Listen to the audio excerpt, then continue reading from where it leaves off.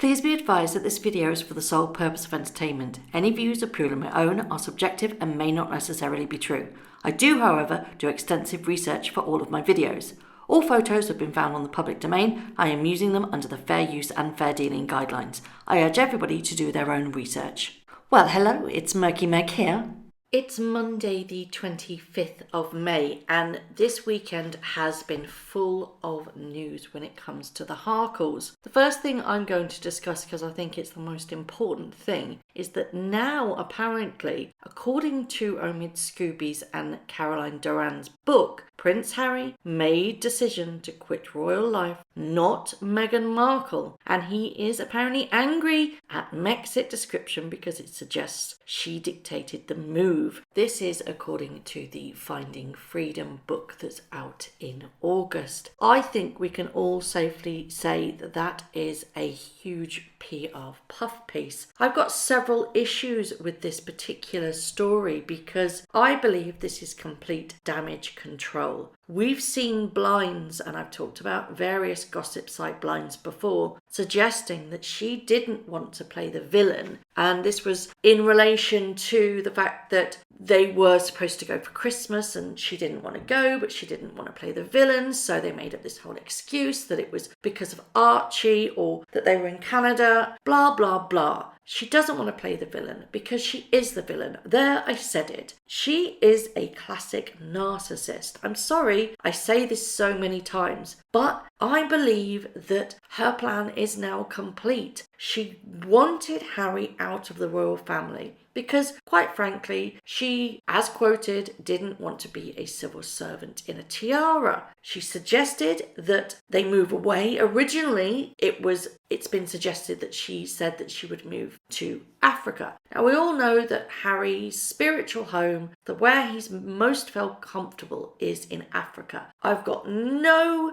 doubt about it that she whispered in his ear, "We can get out of the royal family, let's move to Africa and let's just be us, blah, blah, blah, blah, blah." That wasn't her original plan at all. She knew that she had to say these things to get it in his head to leave the royal family. She didn't want to be second fiddle to the Queen, Prince Charles, and more importantly, to William and Kate. Now, I'm going to go back to this narcissist role because they are very, very manipulative and clever in projecting. The way that I mean projecting is that they will make whatever they feel project onto somebody else and believe it's their fault or their idea. They're very manipulative in that way. They will never accept blame. They will never accept that it's their fault. They will always manage to put that blame and fault on somebody else because they are master manipulators of playing the victim. They blame others for their shortcomings. It's a well-known fact that no one projects better or more frequently than a narcissist. And here is classic indication. Now, she has him believing that it was his idea in the first place. Now, it's been said that Harry wasn't particularly happy in the royal family and maybe this was the push he needed. Well, I can call absolute rubbish on that one because before the wedding, the Queen sat them both down and gave them an out. It was reported in January of this year that Harry and Meghan were offered the freedom to live without Duke and Duchess titles before their £23 million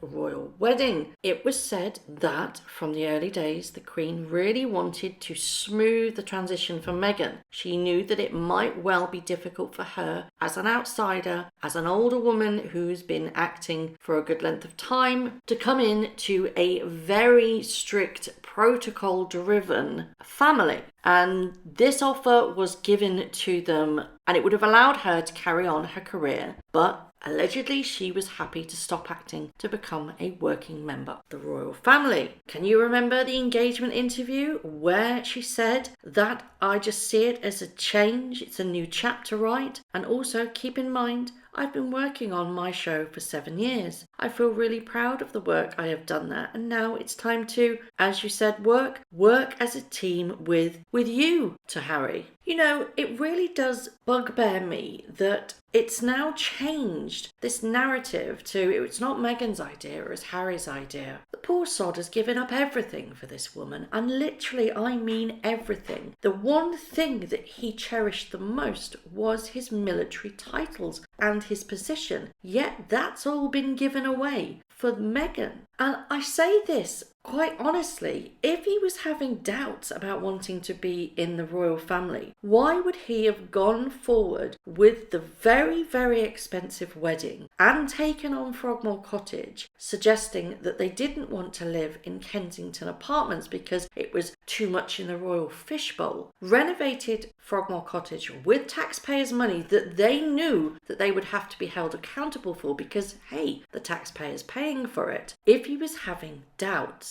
Now, as I see it, if the Queen had sat them down and given them an out, she must have felt pretty confident moving forward with the wedding and bringing them into the fold as working members of the royal family if she wasn't confident that they would fulfill the role. She's a savvy individual. She knows the score. Would she have done this and pushed forward and allowed this to go ahead so publicly and so expensively if she thought that they wouldn't stand the course and bolt after 2 short years? Not even 2 years, 18 months, isn't it? But I put this to you. Would their success have been the same if they had pulled the plug and not accepted those Duke and Duchess titles? Would their brand be as strong as it is today? Because a lot of people are saying, had they been able to run with the Sussex royal brand, they're not allowed to now because it's been pulled, but had they been allowed to do that, I believe that they would have had a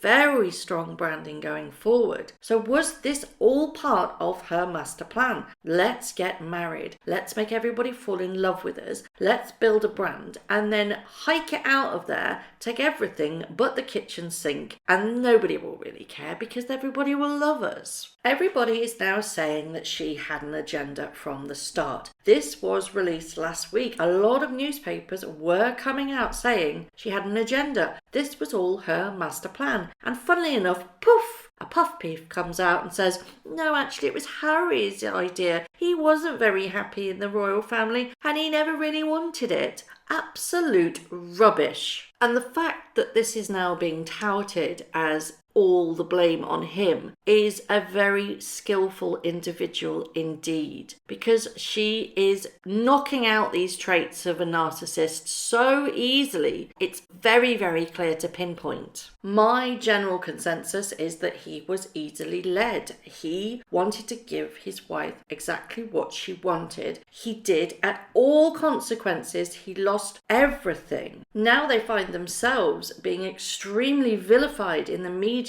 even more so than before because of their behaviour towards the British people, the British press, and more importantly, the Crown. So it's very easy to say that the blame was Harry's solely, but we all know that that is completely wrong because she is a master manipulator, a control freak, and the biggest narcissist out there. I don't say that lightly. I've done a lot of research into this. She knew that if she accepted the Queen's deal and went forward without having those titles of Duke and Duchess, then she would not be as lucrative as she thinks she would be. It all held on those titles. That was the money-making scheme. She could take them back to America and sparkle the pants off Hollywood. Unfortunately, her behaviour has led to the fact that nobody's really that impressed with her at the moment. They were given the biggest platform in history. They were welcomed and celebrated on their wedding day, and they literally threw that all away because she had bigger ambitions than the royal family. Nobody is bigger than the royal family, and you've always got to remember that the Crown always wins. I don't believe that the Queen is taking all of this lightly, and I will be very, very interested to see what happens at the end of that 12-month probation period, because let's face it, they've not really been behaving very well, have they? The amount of puff pieces that are coming out that go against the royal family. For example, I spoke about in my last video that Catherine McPhee's husband, I nearly said father then because he looks like her father, doesn't it? But that's by the by.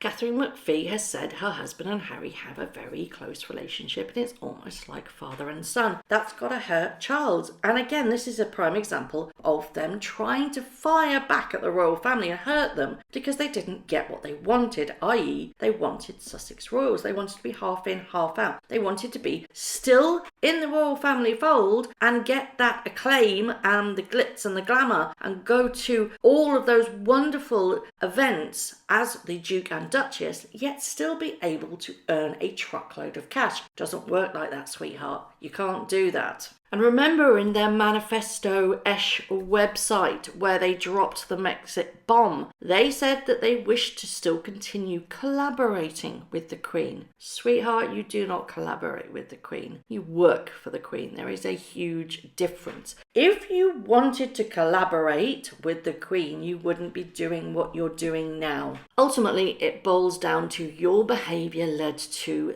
this situation. When you realise the British public weren't adoring both of yourselves, both Harry and Meghan, then things started to get tricky, and that's when you probably questioned where your loyalties lie. You just weren't up for the job and you bolted as soon as it got bumpy. What you were thinking was that you could bolt with your titles and the Sussex brand and go off and make absolute trillions. Unfortunately, the Crown stopped you there, so you are now having to make money from whichever scraps that you can find. And unfortunately, during these unprecedented times, it's very, very hard. So I suspect what you're feeling at the moment is called remorse. That's a natural, empathetic feeling. Harry will be feeling that. Unfortunately, as a narcissist, Meghan can't feel empathy. She doesn't know what she's done is wrong, which is why she's projecting onto Harry and making sure that he is the one that takes the blame. Clever, vindictive and manipulative. I would love to know your thoughts on this subject. Do you think it was Harry that initially wanted to leave the royal family? If that's so, why did they go through with the wedding and accept Frogmore House with all the renovations and the trappings and the luxury and the added amendments that Prince Charles had to pay for? Do you think it's all Meghan's doing? Do you think she had an agenda from the start and this is just a consequence of her behaviour? Remember, a narcissist always has to have an enemy. It was the press, it's been the Crown, it's been Charles, it's been William, it's been Kate. Who is next? Could her next enemy be Harry himself? And what happens if it is? As always, I would love to know your thoughts.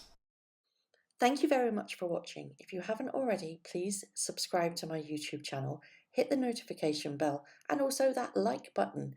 I'd like to take this opportunity to thank all of my followers for all the tips and all the emails, DMs that everybody sends to me. It really is greatly appreciated. So thank you very much for watching once again.